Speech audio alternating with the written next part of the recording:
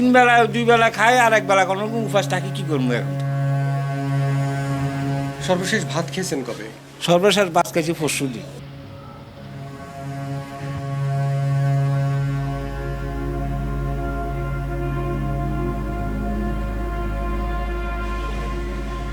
এভাবেই পানিতে নিমজ্জিত হয়ে আছে এই এলাকার এক একটি বসত ভিটার উঠোন। এ যেন এক একটি স্বপ্ন ডুবে গেছে।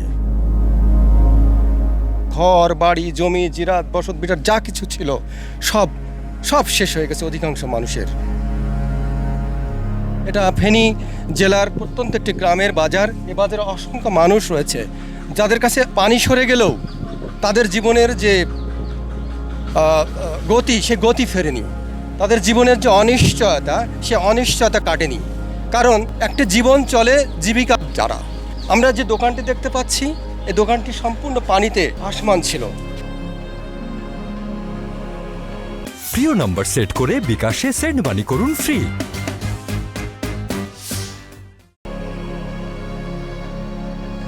এখানে যে উপস্থিত মানুষগুলো রয়েছেন তারা বলছেন তাদের জীবনে কেউ কখনো দেখেনি এত পানিতে ভেসে যাওয়ার অভিজ্ঞতা কারোর কোনোদিন ছিল না। পানি কোমর সমান ঘরবাড়ি ডুবে গেছে কই, তো আমরা শস্যদি যাই আশ্রয়কেন্দ্র যাই অবস্থান রয়েছি।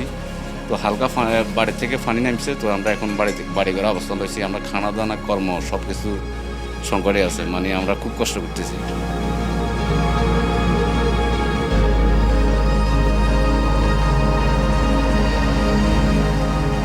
আপনি কতদিন আশ্রয় কেন্দ্রে ছিলেন? আমি 15 দিন ছিলাম। 15 দিন। এই হোটেলটা কি চালু করেছেন? খাবার রান্না করছেন? খাবার রান্না কই করবো? কি কি আছে আমাদের? আমাদের তো কিচ্ছু নাই, কিচ্ছু নাই আমাদের। সব তো আমরা আর আলাইছি, আর এগুলো থাকবে লাভ নেই। দেখেন না আপনারা, একটু হাঁটি দেখেন, দেখলে আপনারা এখনো ঘরে দুয়ারে পানি আছে, এইটুকু ঠেক আছে। কোনো কোনো পরিবার এখনো বহুত লাঞ্ছিত আছে, চকুর বসে রয়েছে।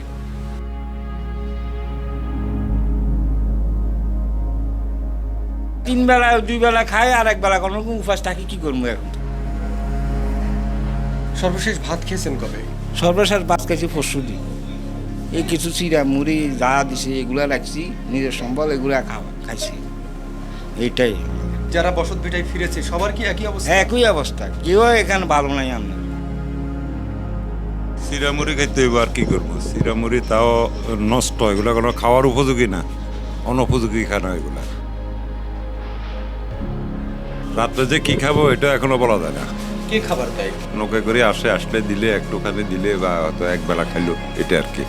এই কোনো দয়ালু বন্ধা যদি আসে চিরামুড়ি একটু দে, তাহলে এগুলো তো কোনোরকম খাওয়ার আর কি, ফাঁক করে খাওয়ার মতন কিছু না। এটি সবচেয়ে বড় অনিশ্চয়তার জায়গা।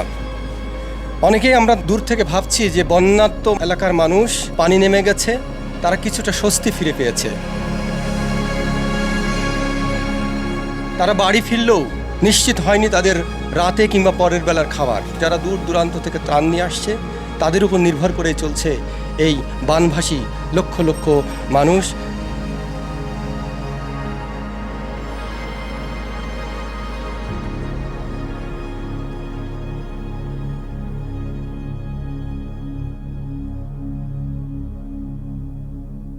ফেনীর প্রত্যন্ত গ্রাম শার্শাদি থেকে জহির মুন্না, চ্যানেল আই।